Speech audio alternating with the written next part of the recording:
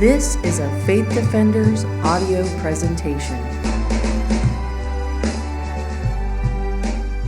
The diagram is meant to be a useful tool. It is meant to be a method of analysis that you can apply to any system of thought, period. Marxism, Christianity, Mormonism, Buddhism, existentialism, atheism, no matter what it is meant to give you, as it were, the skeletons of every system.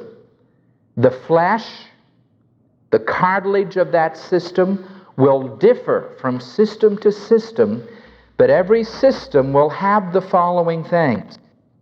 Number one, you have the person who holds the system. Now, you can be talking about the founder of that system, such as Jean Ostrog, who developed the higher documentary hypothesis of the denial of the authorship of the Pentateuch by Moses. Or you can deal with someone who holds to a position, and you need to think in terms of the person who holds it. Positions and theories and systems are believed by people, and we need to remember that. And that's why we need to be gracious. That's why we need to have that catholicity of attitude in which you realize that people have the right to believe whatever they want to believe, but also that you have the right to believe what you want to believe, and you have a right to share with them what you believe in the hope that they will abandon what they believe to believe what you believe, and share with them the gospel of Christ. So you have the person. You cannot simply deal with systems in abstract. I can think of Friedrich Nietzsche. I think it is important that you understand the background of that man and how that he rebelled against his Christian upbringing and how he sought to do everything he possibly could to fight and to destroy the faith, the pietistic faith of his forefathers. He particularly hated Jesus Christ.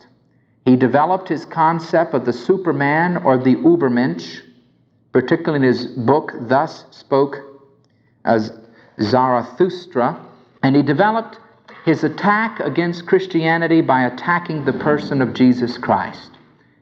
He ultimately went insane due to syphilis, and he was put away finally, and he used to write letters in crayons, I am sure, and he always signed them Jesus Christ. In his insanity, he became the person that he hated more than any other person in the world. It was Nietzsche who made the statement, God is dead.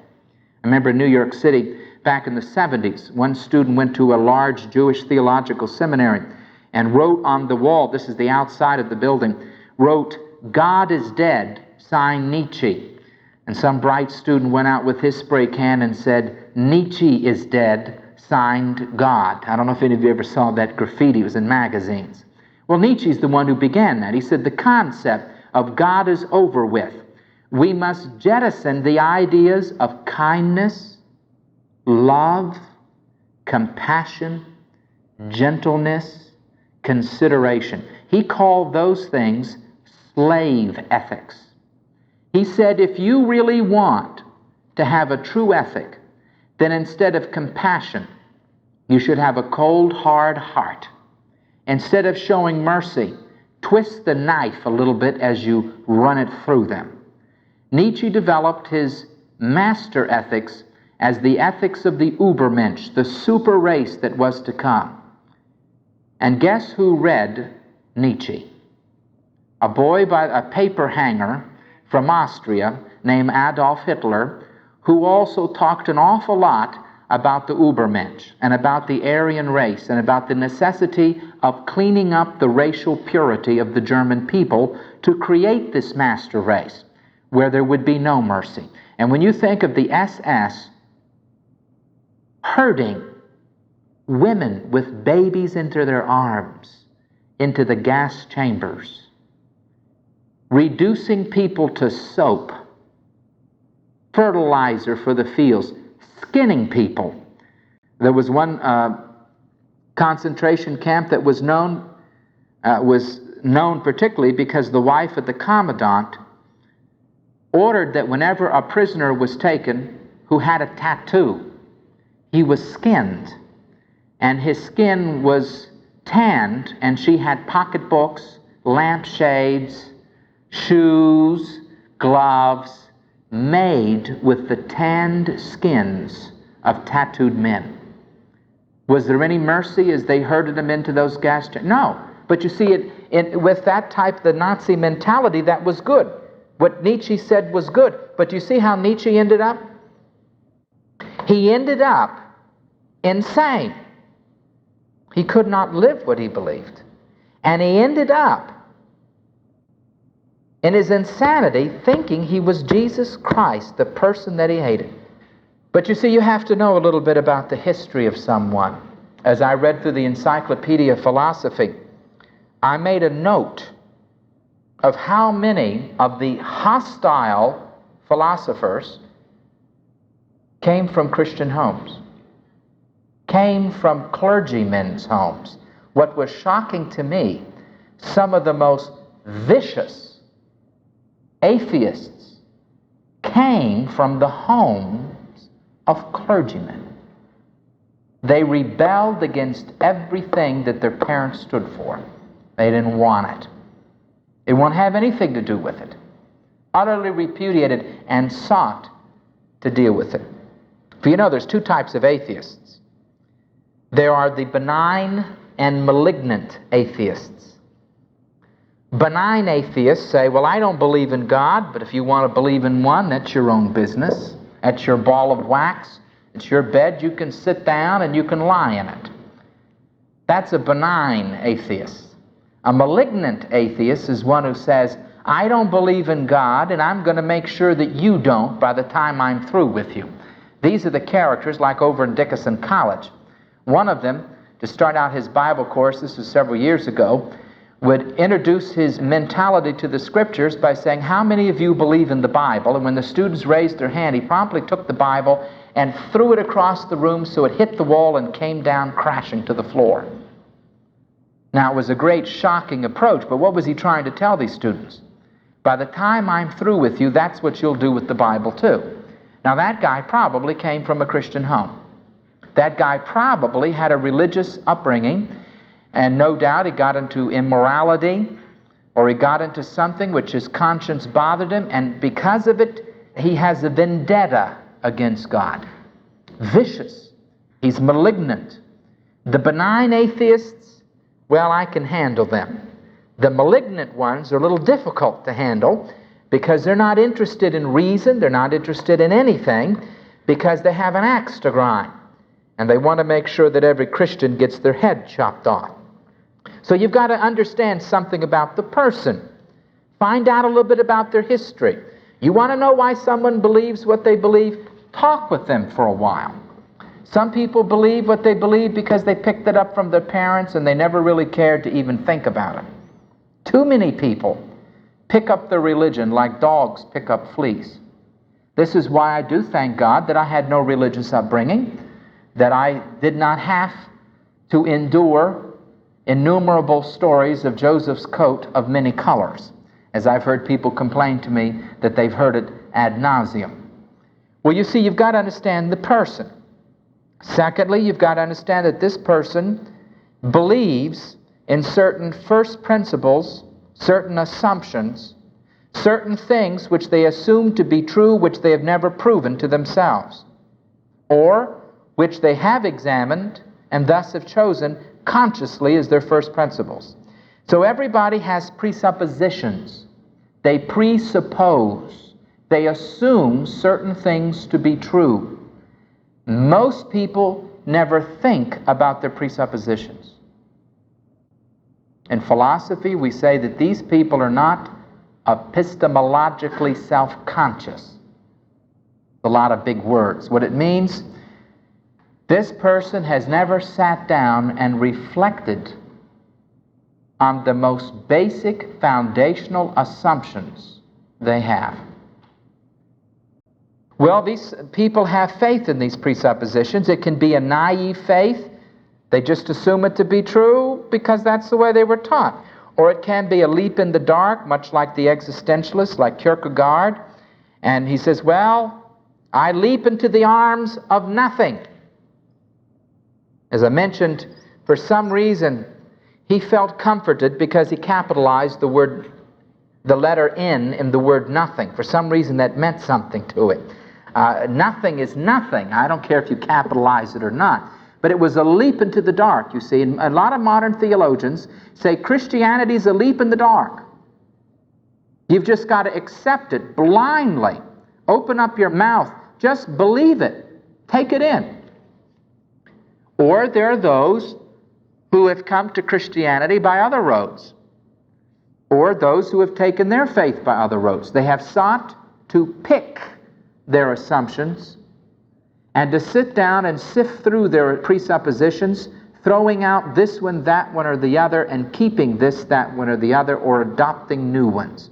So when you're dealing with the system, you have to ask, what is this man assuming to be true? For example, in the back of your textbook, I met a professor one time who said, well, the resurrection of Jesus Christ was impossible. I said, well, that's not really what you're saying. He said, well, that's what I'm saying. I said, no, what you're saying is that you are assuming that it is true that we are living in a closed system ordered by natural law, and that miracles are impossible because you define a miracle as a violation of natural law. He said, well, I do. I said, you have to prove that before you can prove that Christ did not rise from the dead. He said, oh. He said, well, I don't have to prove that. That is truth. That is fact. I said, no, you're assuming it to be true. What you need to do, here is the concept you just gave me. Christ could not have been raised from the dead. Underneath that, you have a presupposition. Your concept arose from that. So I'm not going to deal with this, I'm going to deal with this. And I'm going to throw quantum mechanics your way. We're going to have a little chat about Heisenberg's principle of uncertainty. And you're going to find that we no longer can view that we live in a closed universe ordered by natural law. That world and life view, which originated with Isaac Newton, is dead as a dodo. Einstein was the first one to put the skewer to the heart of that view. It's a mechanistic view of the universe. And quantum mechanics, Reichenbacher and others after Einstein have finished it off. There's absolutely no scientific verification of Newton's idea that we're living in a mechanistic universe like a big machine running according to laws. A law is now defined in modern physics as a propositional statement placed on a piece of paper which shows you psychologically how people seek to interpret reality. So in other words, scientific laws are now in the mind and are not viewed as being in the world. But you see, that guy who said over here, Jesus Christ did not rise from the dead, his real problem was over here. He was assuming on the level of his presuppositions that the universe is a closed system run by natural law. Therefore, nothing like that can happen. And you have to deal with the presuppositions, those things which are assumed, which are beneath the visible concepts.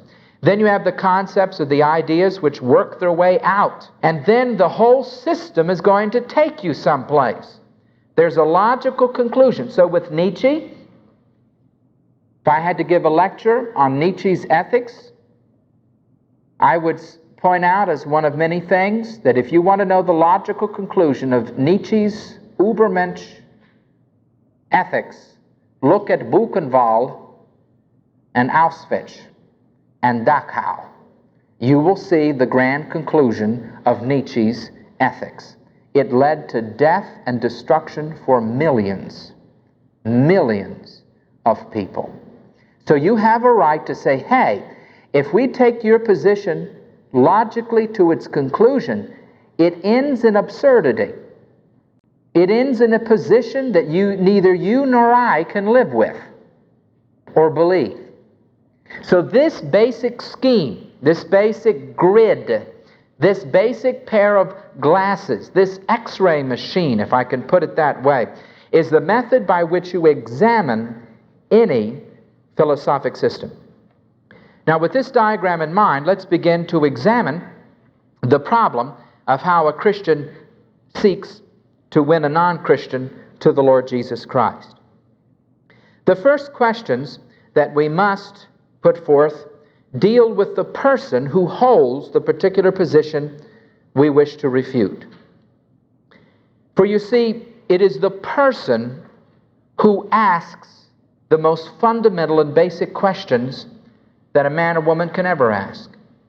Archaeologists and anthropologists at this point are pretty much agreed that as far back as we can go with the artifacts and with written history, mankind has always asked, where did I come from?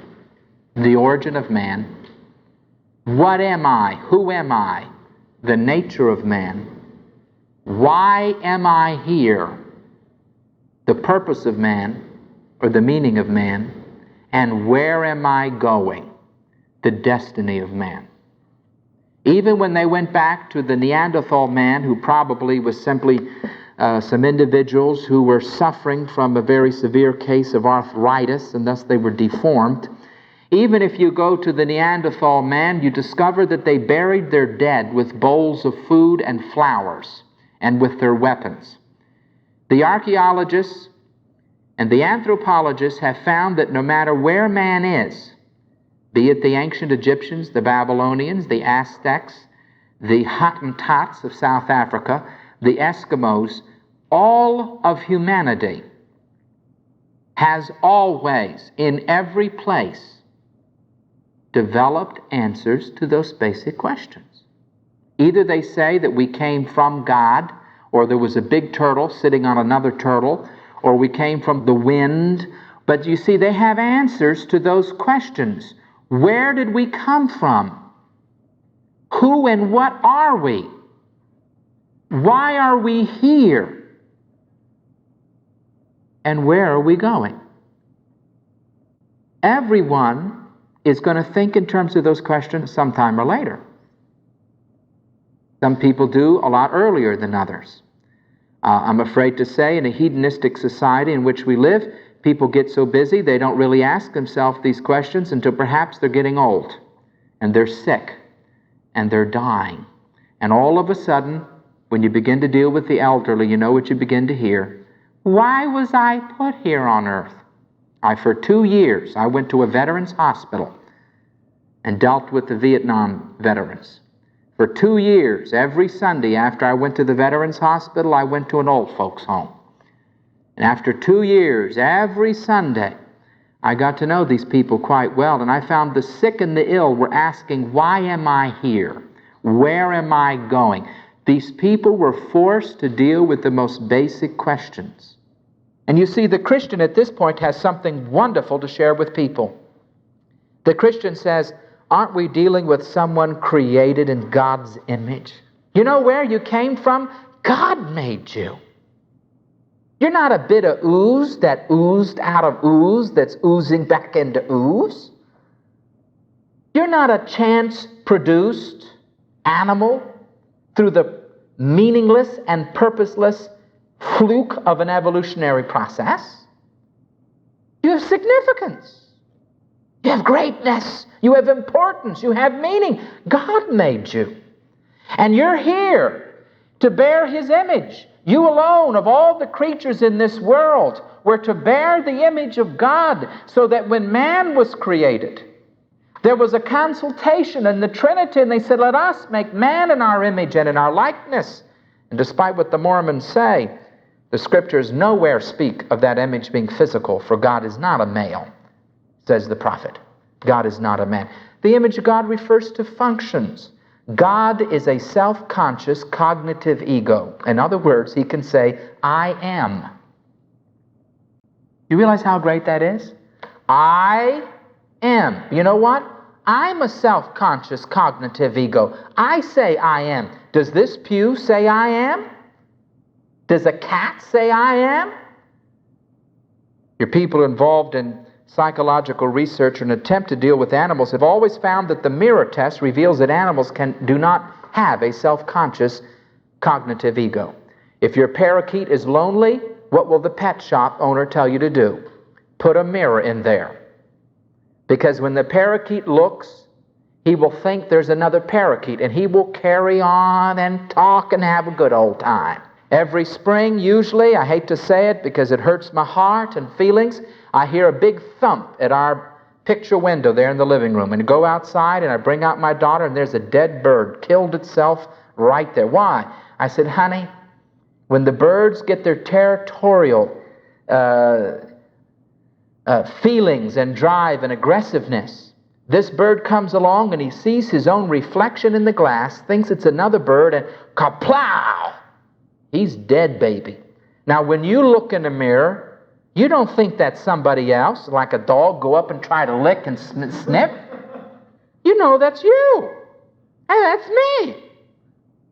But the dogs don't know it's them. The birds don't know. Man is a self-conscious cognitive ego. He says, I am. And you see, when God created man in his image, it referred to various functions. Man is a thinking being, like God. Man is a feeling being. Man is a choosing being. Man is a rational being. Man is capable of reason. Man is capable of art. Animals don't produce art. Now, in New York City, they've got this one man who has a monkey trained. They give the brush to the monkey and he'll dab some paint on the canvas. But that's mimicking what man has done. If they want to show the animals do art, let's go to some place in Africa where no human beings were ever existed, and we better find a gallery up by the local gorillas or the chimpanzees or somebody. You won't find that. You see, man has these aspirations, these abilities, the ability to say, I am. And what's really tremendous as you deal with non-Christians is you can usually start out by saying, hey, I know what you are, and you don't know what you are. During the heyday of the drug culture in the late 60s and then to the early 70s, in Greenwich Village, I'd often sit down at this Christian coffee house, and after giving whoever came, usually more than one person, some coffee and tea and donuts and stuff, I said, hey, I know who you really are. And they'd look at me. I said, I really do, but I don't think you have an idea who you are. They said, you don't know me. I never met you before. Yeah, but I know who really you are. I said, who? You were created in God's image. You're important. You're significant. You have meaning. You think you're a fluke of the evolutionary process, kicked up by chance, no meaning, no rhyme, nothing but like a dog. And we'd enter into a good discussion on whether or not the evolutionary process, atheistic evolution with meaninglessness, purposelessness, no rhyme, no beginning, no end, and no goal, how that possibly could have produced man who thinks, who aspires to meaning, who aspires to hope. In one debate one time, the guy went on and on about the evolutionary process and how that man was the crowning glory and climax of the process. I said, let me ask you a question. If this room that we're now living in is the universe and all there is here, this is it, and this room was filled with water so that the universe is a liquid universe, it's filled with water, and there were fish in that world, happy fish, running around and swimming and splashing and having a good time.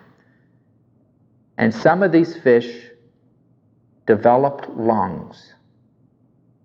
What would those fish aspire to do with those lungs? To breathe. But this is a liquid universe. What would happen to the fish who developed lungs in a liquid universe? They'd die. Was that a step forward in evolution when an animal develops faculties and facilities for things that it cannot find a realization or satisfaction? He agreed that creature which developed lungs in a liquid universe would be a backward step because it would not lead to the survival of the race. I said, let me ask you a question. You're telling me that we're living in a universe in which there's no meaning, and yet man aspires for meaning. You're telling me we're living in a universe where there's no hope, and yet everything in me, I want hope. You're telling me there's no God, and man aspires for God, and for meaning and significance and hope and love and beauty and trust. You're telling me that I'm a fish that developed lungs in a liquid world. And you tell me I'm the climax of the evolutionary process? No thanks. I'd rather go back to the banana tree and have a tail and spend my time scratching my neighbor's head than to have aspirations for things you tell me I cannot have. But you see, the universality, anthropologically speaking, of man's aspirations for beauty, even the primitive cave people did art. National Geographic had dug up in northern Canada how the earliest Eskimos were taking elephant tusks and carving them. Where does art come from? Is that man's aspiration of beauty? That's why Balfour, one of the great lyricists of our own time, said, listen, humanism can never explain beauty. I can take person after person and take them out on the veranda and let them see a sunset. And you know what all of them will say? Beautiful. He said, now you explain to me how that sensation of aesthetic beauty, which raced through that person's being, was something that came out of chance in a universe where there is no beauty, where there is no order, where there is no harmony. He said, I will take you to hear a concert by Bach. You will have to say it's beautiful. Where did those aspirations come from? For meaning, for hope, for love, you see.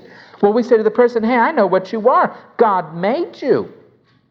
You're not some meaningless machine, some mindless animal. God made you. And He created you as a cognitive ego. You are, and you know it. You are conscious of yourself. You think, you feel. You have aspirations. And you cannot help but reflect the glory of God. Everything that you see in people reflects the fact that they are created in God's world. And if they do not live according to God's laws, they're not going to break God's law, they're going to break themselves. Imagine someone say, well, I'm going to break the law of gravity by jumping off this building. Who's going to break? That's one of my questions, you say. And people say, well, I'm going to break the moral laws of God.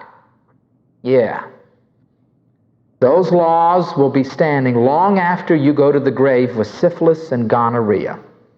Long after you get herpes, the laws of God will be there. And this is something that I think is very important for Christians to remember as you deal with people, is that they are created in the image of God and they are still in the image of God. James chapter 3 and verse 9, James said, how can you claim to praise God and then turn around and curse a man who was created in the image of God? Now, I'm aware that Luther in theology taught that the image of God was totally eradicated from man, and thus man is no longer in the image of God. I disagree with Luther at this point and take the position with Calvin and Zwingli and the others. The scriptures, such as James 3 and verse 9, says that man is still in the image of God. No matter how corrupt, no matter how depraved, he is still worth saving. He is still valuable. He has intrinsic worth, and I care. Now, do you see why people who believe in euthanasia believe in what they believe? Kill the old people. They cost too much money. Hitler showed us the way to deal with cripples. Take them to the gas chambers. Give them a shot of poison. Have suicide clinics like they do in Sweden so you can go in and die and get it over with. And when England, one girl went to her grandmother, and the girl wanted her inheritance so she could go on living her disco life, and she did her best to persuade her grandmother to kill herself so that she could get her inheritance right away, instead of living so long. But you see, what does that mean? It means these people do not consider human life intrinsically valuable. This is why the pro-life people are not making much headway. Pro-life, so far as against euthanasia, pro-life is against infanticide or abortion. They're not going to make much headway because they're not dealing with the philosophic presupposition that human life is not intrinsically valuable.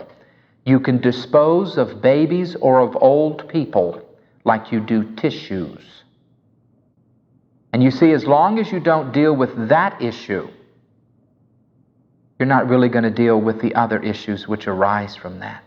When Skinner wrote his book, Skinner, Harvard professor, Beyond Freedom and Dignity, he laid out the idea of the perfect humanistic society in which you as an individual no longer was viewed as having meaning, hope, significance, or intrinsic worth. You are nothing. You can do nothing. If I use you and in terms of utility or practicality, you are useful for the state, you will be allowed to exist. If you get in the way, you will be not killed, eradicated, released from the bondage of life, or some other nice way of putting it, where you simply follow in the footsteps of Adolf Hitler and take the crippled, the deranged, the sick, the old, and the unwanted, and kill them. Beyond Freedom and Dignity by Skinner. You see, as a Christian, you can say to these people, hey, you're created in God's image. And you know what? Deep down, you really know this.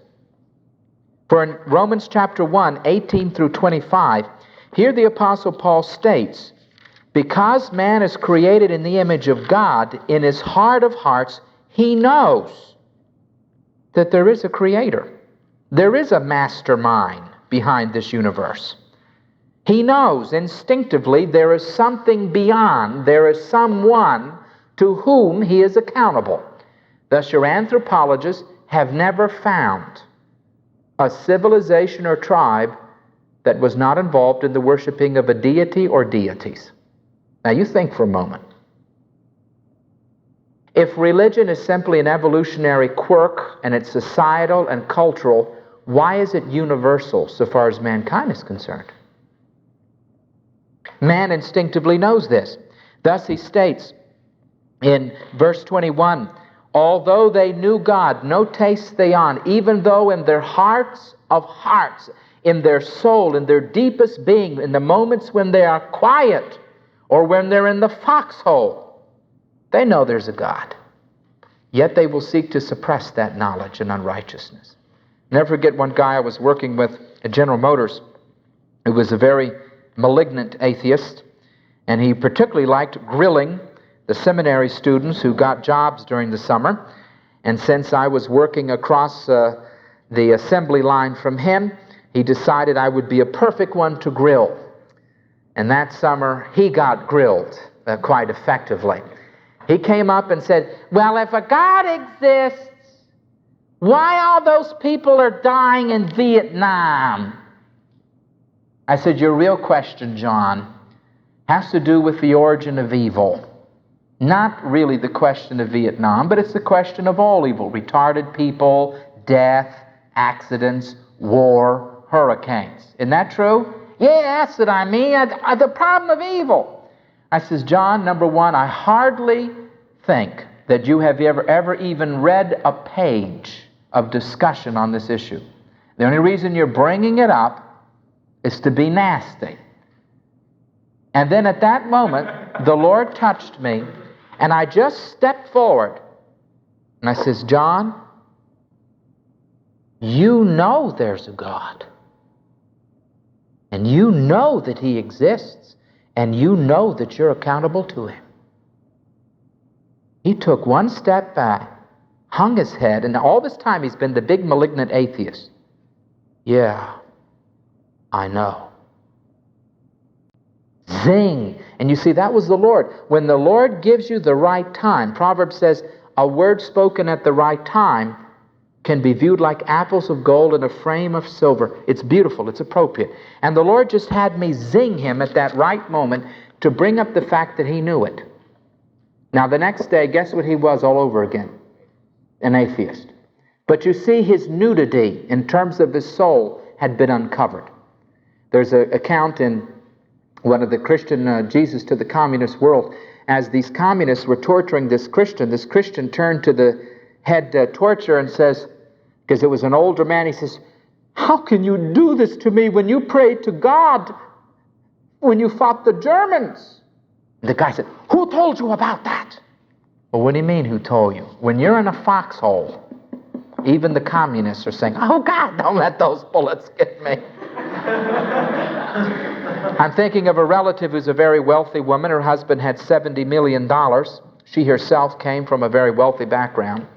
And I went to talk to her about the gospel, and her response to me, I remember standing in the elevator, Bob, the poor need God. I have no need of God. Why should I believe in God? I have everything I need. Well, you couldn't get to Aunt Ruth because she had no religion. She had no feelings for religion because she had no need of God. The poor need God. When her husband had a stroke, she got on the phone, the first thing, please pray for Arthur. Now she needs God, you see. When a person's marriage is falling apart, all of a sudden they need God. You see, but people are really hypocrites. Whereas Scripture clearly indicates that in their heart of hearts they know that God exists. They know it because the creation around them is so self-evident. Look at the stars. Look at even Einstein. Lincoln Barnett's book, The Universe and Dr. Einstein, reveals how Einstein said there has to be a God. This world is too mathematically precise. This universe, when I do an equation, it works. He says it has to be God. And he would laugh at the atheistic scientists who would believe in an orderly universe without someone who made the order. The universe is a great building, but have no architect to be the builder of the universe. Something else that everybody knows, that they are sinful creatures, that they are rebels. Thus it says they know that God exists, and then in chapter 2, 12 through 16, it says they know that they are sinners by their conscience. Now this is something that's very interesting. I have met from time to time people who tell me they do not believe in morality. I'm swift to point out to them that even though they do not believe in morality, they practice morality. And they say, oh no, I don't. I said, now let me ask you a question. You have a daughter, don't you? I'm going to take your daughter and I'm going to rape her. And then I'm going to take a razor blade and slowly slice her to death. He said, you better not. I said, you mean it's wrong? You mean it's morally wrong? Well, yes, it's wrong. I remember Dr. Schaefer one time, he was dealing with an Eastern philosophy man, and the man said there is absolutely no right and wrong. There's, no pain, no evil, no death.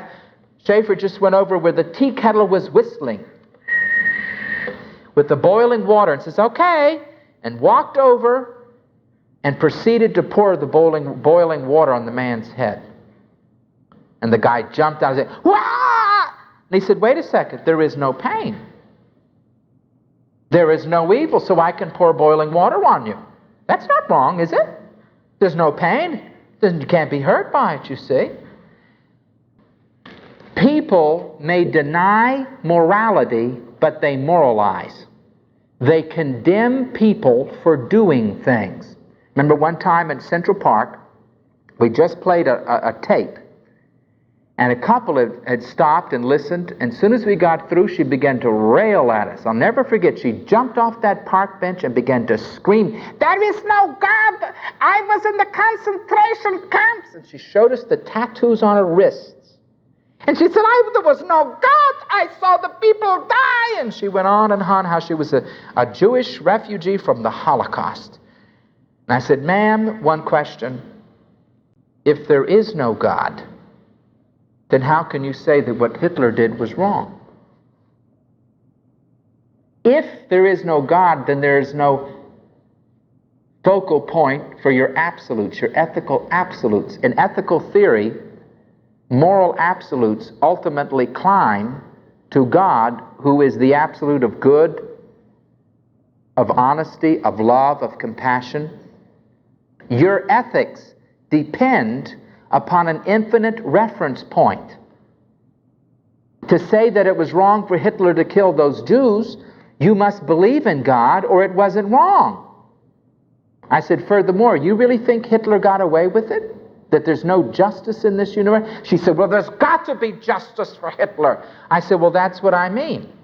You cannot believe in justice without believing in the God of justice. There's a day of judgment and Hitler's going to get his due.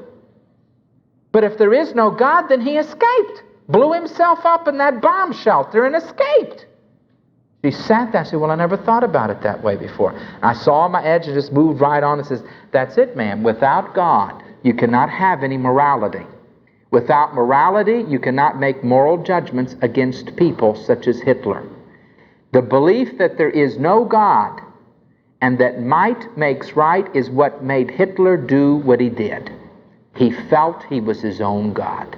And you see, when non-Christians attempt to discredit Christianity and to throw out morality, they are actually destroying themselves. For while they say that they don't believe in sin or immorality, nevertheless they will moralize. They will condemn people for stealing.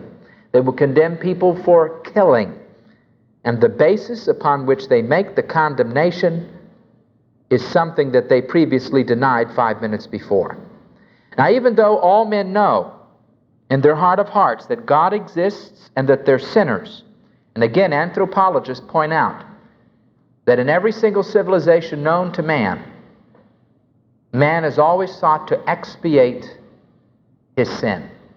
Regardless of what tribe or what civilization, man always knew that he had sinned against God. And whether it's the Aztecs who cut open the beating heart of their victim and offered it up to the sun god, or the Hindus in India who went down to the river and threw their firstborn child to the crocodiles, or whatever group it was, universally man knows that he's in a guilty state before the supreme creator of the universe. So they try to expiate. So Buddhists cut themselves, put fish hooks in their body. Others will go out to become monks, flagellate themselves, walk on fire. People will attempt to take pilgrimage and do anything to get rid of their sin. Now, if sin was a modern idea that some theologian invented, how come it's anthropologically universal? Why is it always there? It's part of humanity. Man's God consciousness and sin consciousness are two things that can never be eradicated from the race of humanity. And even though the Soviets and the communists try, they have never developed the new man that is all religious. Thus the scripture tells us in Romans 1 and verse 18 that men try to suppress or to hold down the truth and unrighteousness, but they will not succeed. They will not be able to suppress the truth completely. As you begin to deal with people, oh, this is a wonderful thing, you realize they're in the image of God. I would deal with derelicts who were alcoholics, who were men in the gutter. We'd pick them up and take them in. We dealt with prostitutes. We dealt with kids on drugs. We dealt with people who were very ugly, people that you wouldn't want to like, but we valued them. They're important. They're important. They have significance. They have worth. And to see these people come to a saving knowledge of Jesus Christ, to see their lives changed, is one of the most beautiful things that anyone can notice in the world. I'll close with this illustration. A well-known preacher was preaching an evangelistic message, and a well-known agnostic or atheist, he called himself a skeptic, and that usually means either one, said, "I challenge you to a public debate on the existence of God." And the preacher said, "On one condition, you bring me a whore who heard your message on skepticism and now is an upright woman in the community. You bring me a drunkard who today is a sober, hard-working, honest man. You bring me a rebel teenager in drugs and dissipation and immorality who now is a productive young person who, through your message of skepticism and atheism and unbelief, is now someone that is producing worth and good for the community. You bring me one person and I'll bring you 1,000. I'll bring you 100. That when Christ touches their life, they change." This is the same agnostic and atheist who, when he was giving his lecture on the fact that there is no hell, at least he thought there was no hell, a drunkard wandered in the meeting. This is reported in the newspaper. And here the man, I think it was Robert Ingersoll, was up lecturing on what he called the absurdity of hell, and a drunkard walked in and said, "We're counting on you! We're counting on you!" You bet your hide he's counting on you, you see. People may deny morality, but they will moralize. They will try to escape and suppress the truth, but they will not be able to do it. As you deal with people, remember they're created in God's image. That's why you can't be mean to people. Be nasty. Don't be mad. You love them because you see the image of God in them.